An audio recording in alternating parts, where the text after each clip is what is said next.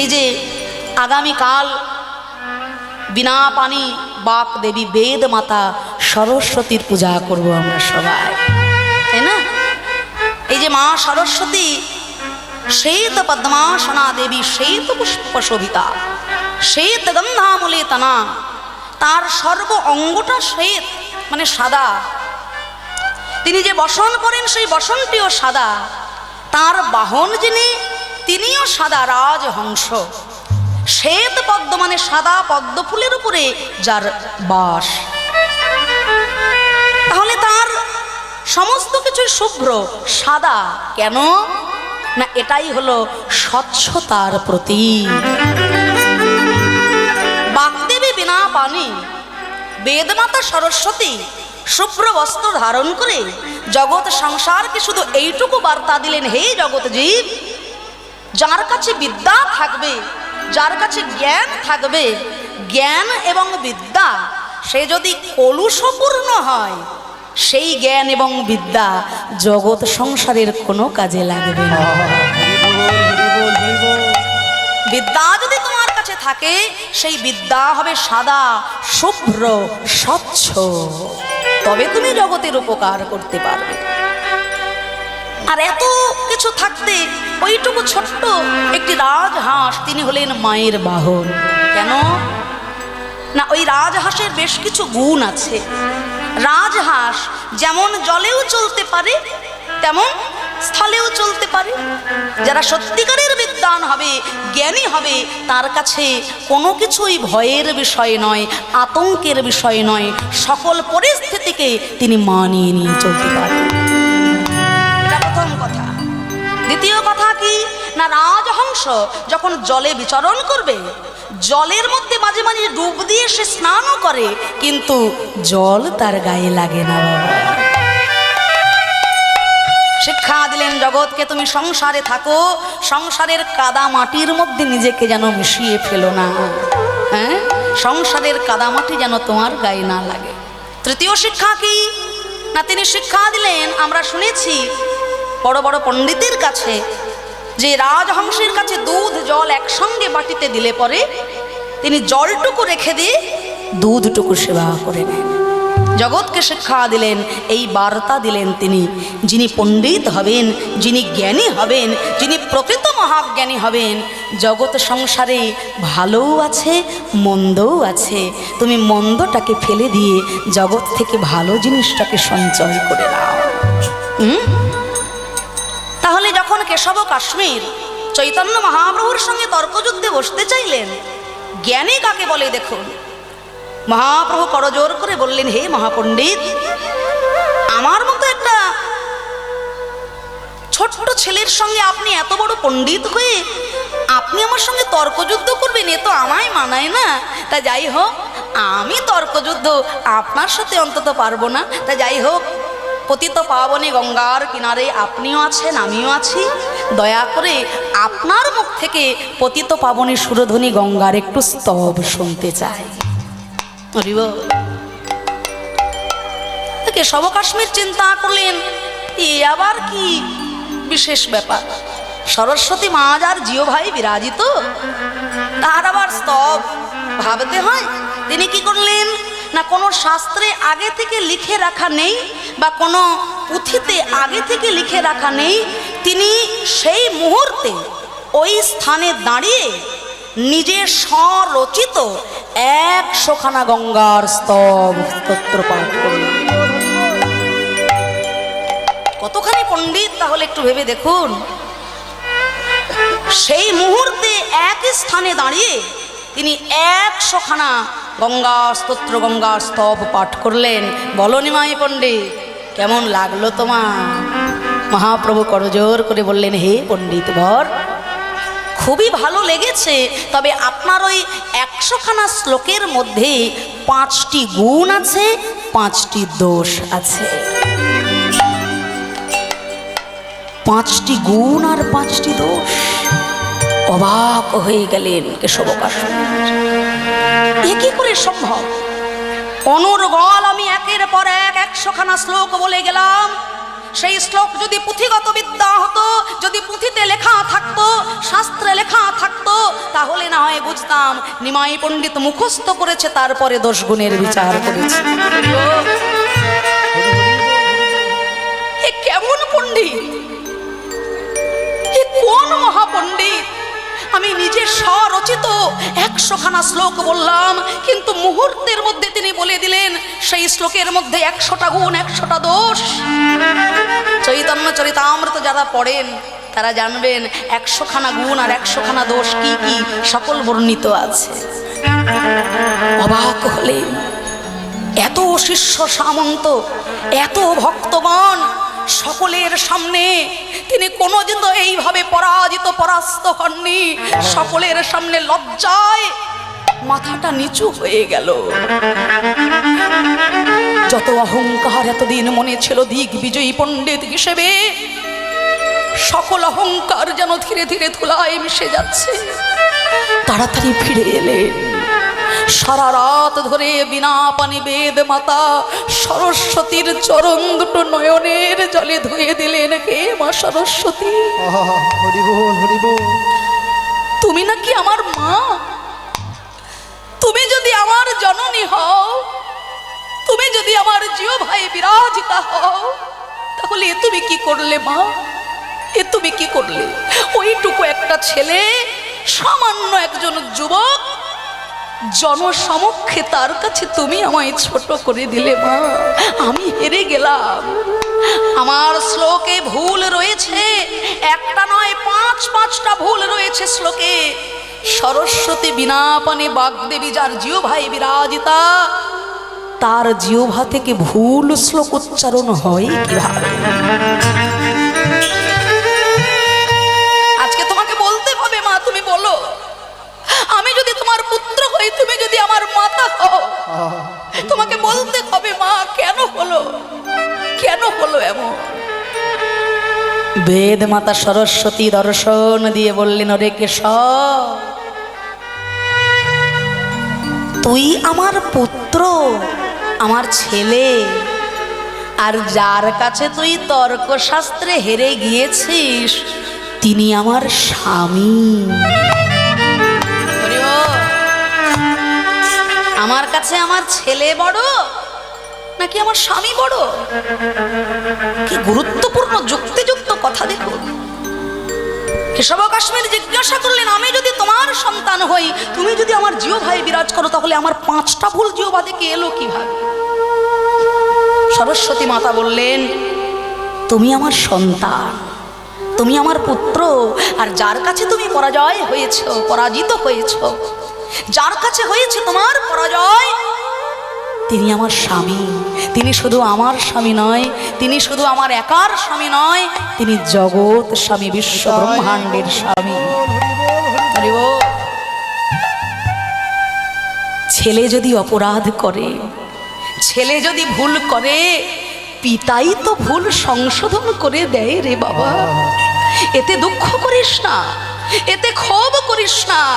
দিগ্বিজয়ী পণ্ডিত হয়ে ভারতবর্ষের 3 দিক জয় করে তোর মনে হয়েছিল অহংকার, আর সেই অহংকার মন থেকে চূর্ণ করার জন্য তোর পিতা আমার জগৎ স্বামী নিজ গুণে কৃপা করেছেন তোকে।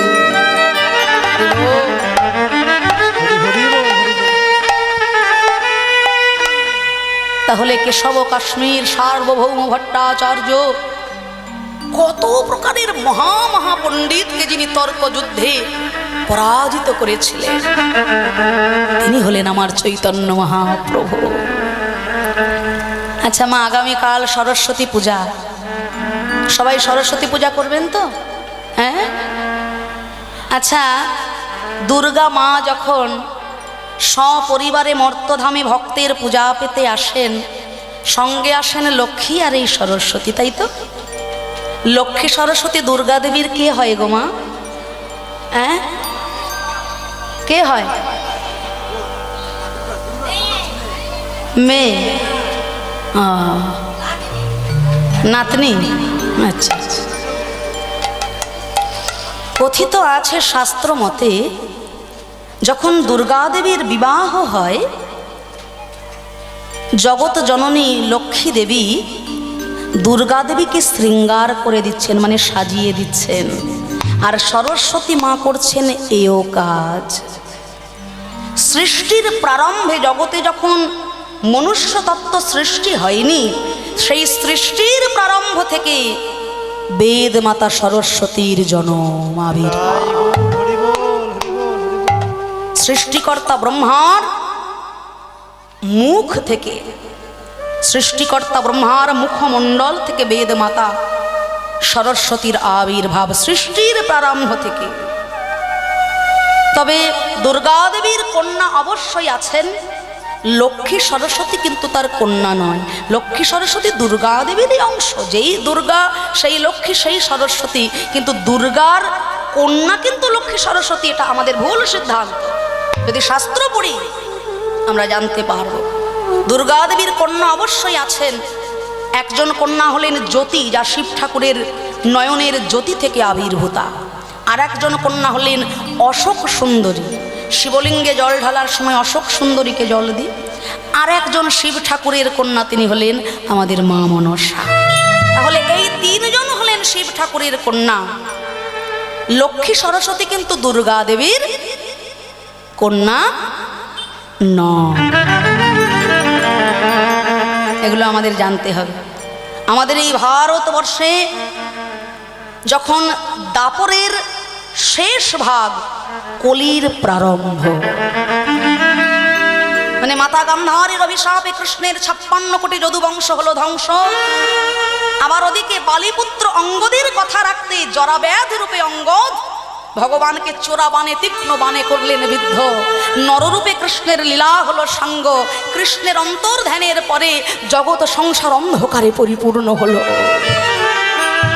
7 জন চিরঞ্জীবীর মধ্যে একজন চিরঞ্জীবী মহামুনি বেদব্যাস মনে মনে চিন্তা করলেন, সামনেই তো আসছে কলিযুগ। কৃষ্ণ লীলা করলেন অবসান, দাপর হলো অবসান, সামনেই কলি। কলি মানে কালো যুগ, যেখানে পাপাচারে, ব্যভিচারে, কামাচারে, আত্মঅহংকারে মানুষ হবে লিপ্ত। সেই কলিহত জীবের মুক্তির বাসনায়, মুক্তির সাধনায় আমি জগতের বুকে কি রাখলাম? 18 পুরাণ রচনা করেছি, এত বড় বড় শাস্ত্রগ্রন্থ রচনা করেছি, তবু যে আমার মনে শান্তি নাই। কলিহত জীব কিসে মুক্তি পাবে, কিসে পাবে ত্রাণ?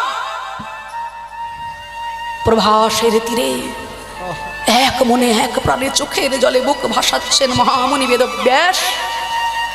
উপস্থিত হলেন সেখানে দেবঋষি নারদ।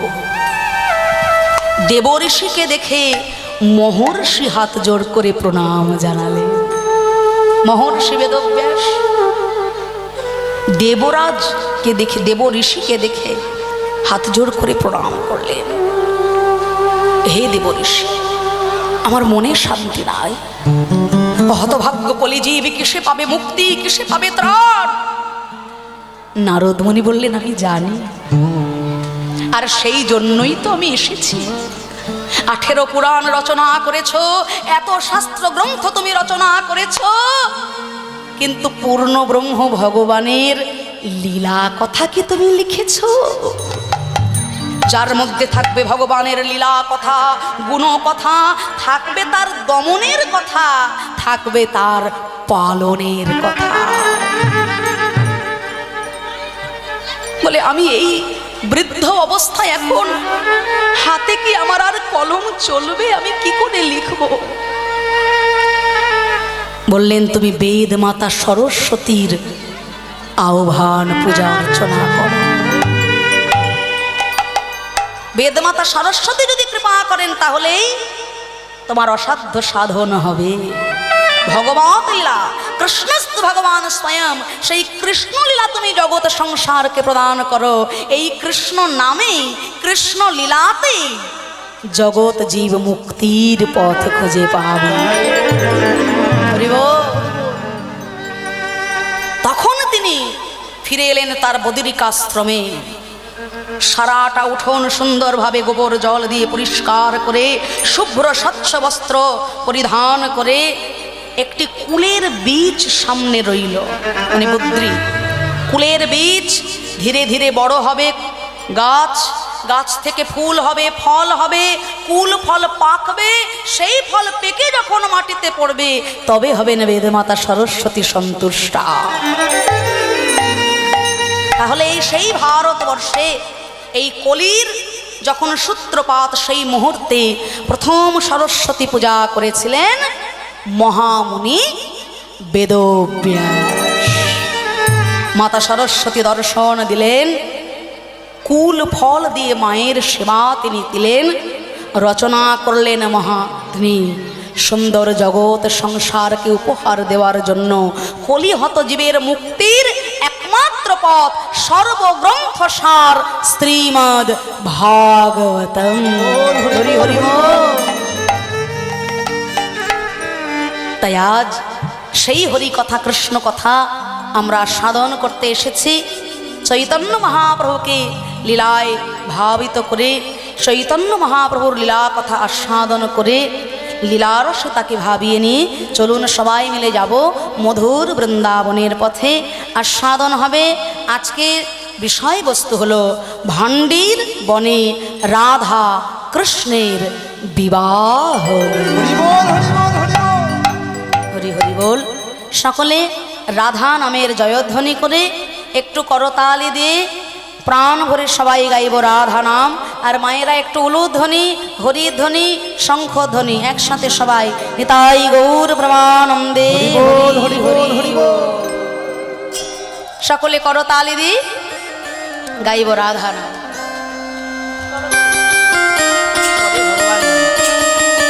করতালি দিয়ে সবাই রাধে রাধে।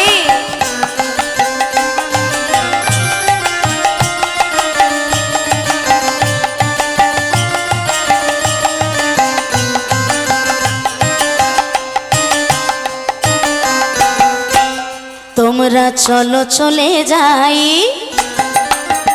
চলো চলো রে সবাই, ওই বৃন্দাবনে চলো চলে যাই। রাধে ওরা চলো চলে যাই, বৃন্দাবনে চলো রে সবাই। চলো চলে যাই, চলো চলে যাই, বৃন্দাবনে চলো রে সবাই। সেথা শ্রীমতীর সাথে লয়ে, শ্রীমতীর সাথে লয়ে,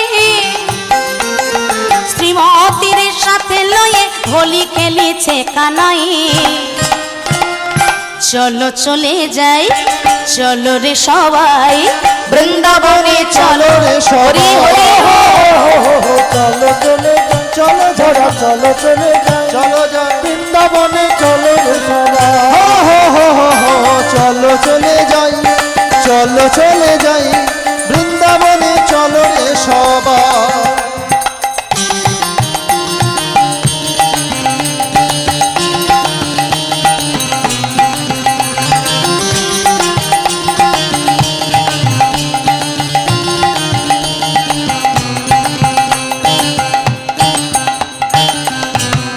বসন্তেরই লাগে পরশ গিরিধারীর মনে,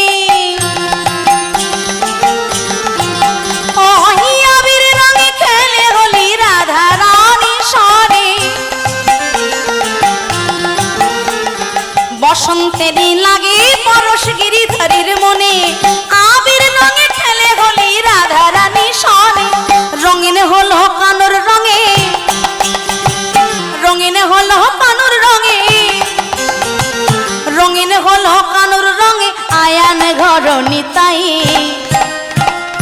চলো চলে যাই, চলো রে সবাই, বৃন্দাবনে চলো চলো। হরি হরি ওরা চলো চলে যাই, বৃন্দাবনে চলো রে সবাই। চলো চলে যাই, চলো চলে যাই, বৃন্দাবনে চলো রে সবাই।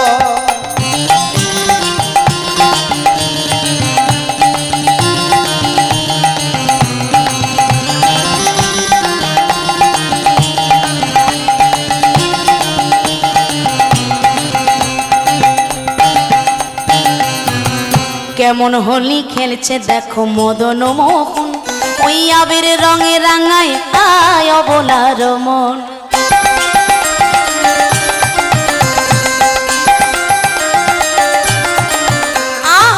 কেমন হোলি খেলছে দেখো মদন মোহন, আবির রঙে রাঙায় আয় অবলার মন। শ্রীমতী রহিলা যুগ বরণ, শ্রীমতী রহিলা যুগ বরণ, শ্রীমতী রহিলা যুগ বরণ, কৃষ্ণ চূড়া রাঙা তাই। চলো চলে যাই, চলো রে সবাই বৃন্দাবনে, চলো চলে যাই। হরি বল। চলে যাই মোরা, চলো চলে যাই বৃন্দাবনে, চলো রে সবাই।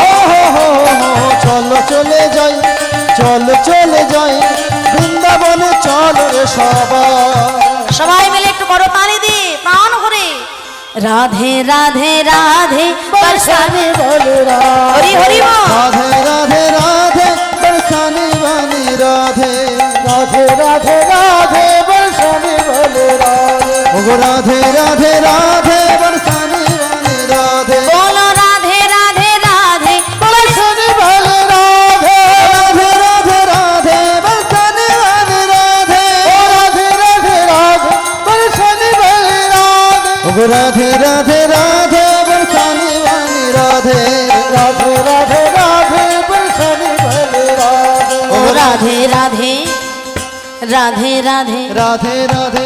আমি একবার বলবো রাধে রাধে, আপনারা একটু বলবেন সবাই মিলে উচ্চ ঈশ্বরে রাধে রাধে। শুনতে পাচ্ছি না, আরো জোরে জোরে বলো, प्रेम से बोलो, प्यार से बोलो, भक्ति से बोलो। वृंदावन में, श्याम कुंड में, राधे राधे राधा कुंड में, राधे राधे ऐशी घाट में, राधे राधे गंगशिवट में, राधे राधे कुंजवन में, राधे राधे तालवन में, राधे राधे तालवन में, राधे राधे राधा दामोदर, राधे राधे राधा मोहन जी, राधे राधे पान गली में, राधे राधे पान गली में, राधे राधे भांडेरवर में, राधे राधे शाम मिला दे, राधे राधे शाम मिला दे, राधे राधे शाम मिला दे, राधे राधे शाम मिला दे। राधे राधे रट चले आएंगे बिहारी, हरि बोल।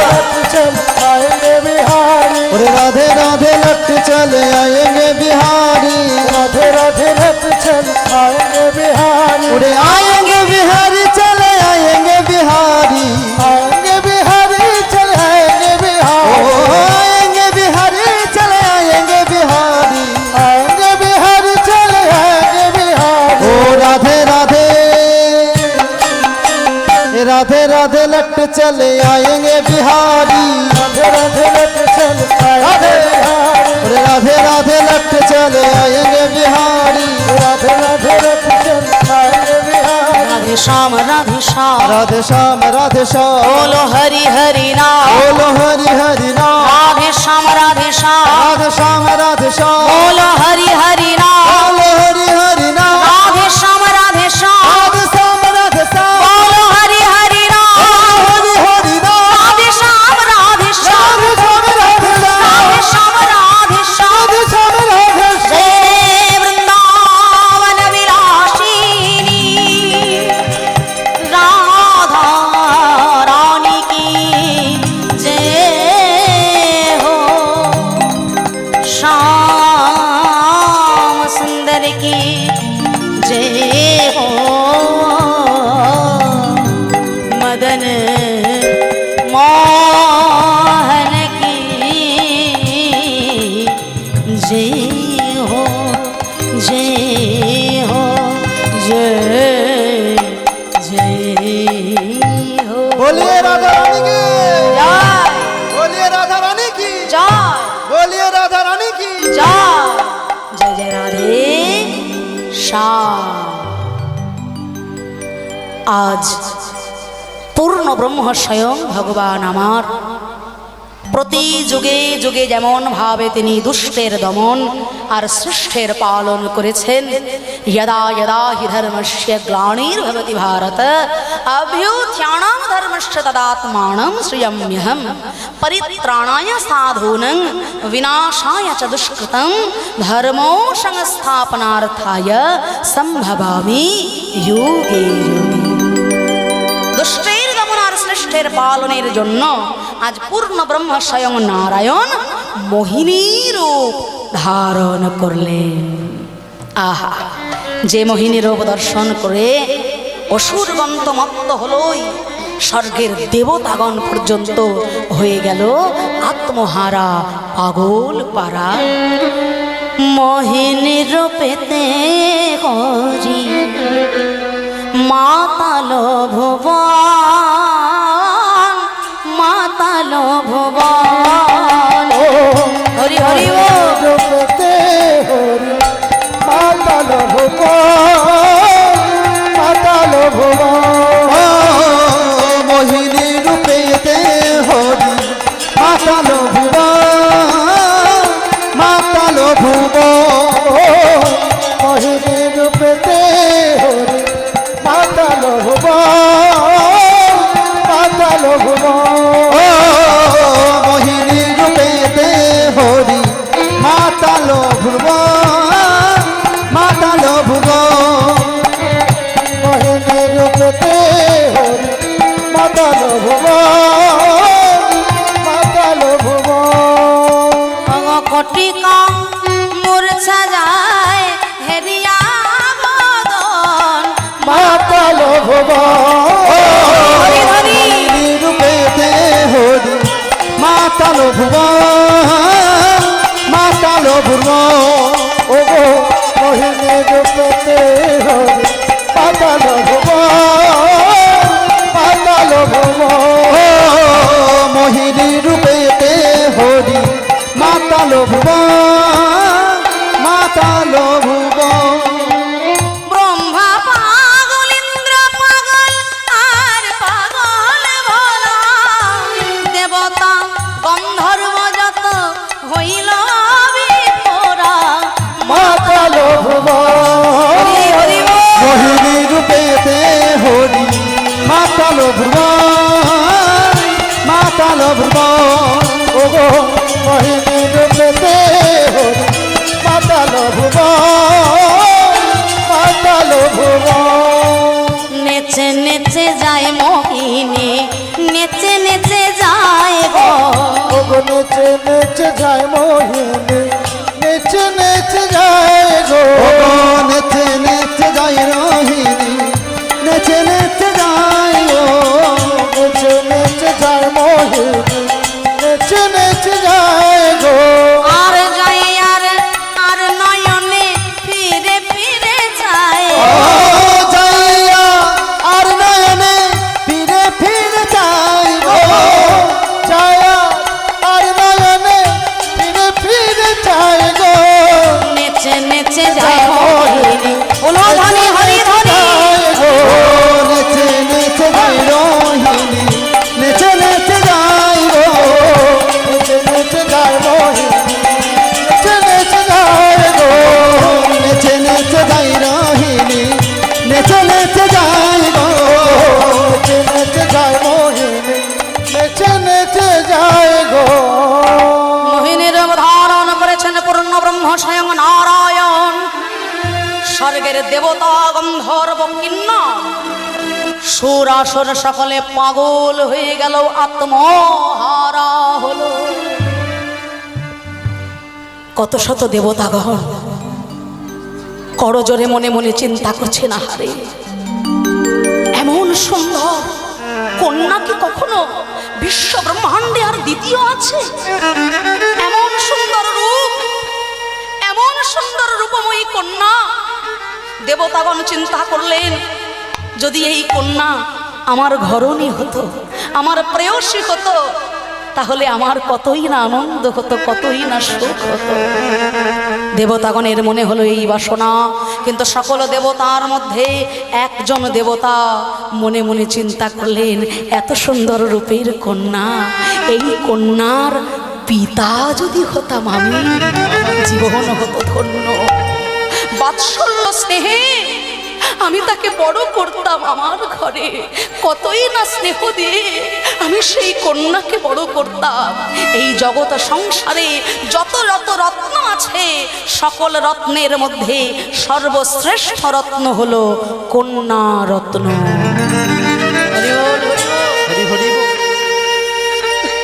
কথা আমার মুখের কথা নয়, শাস্ত্র বলছে বাবা।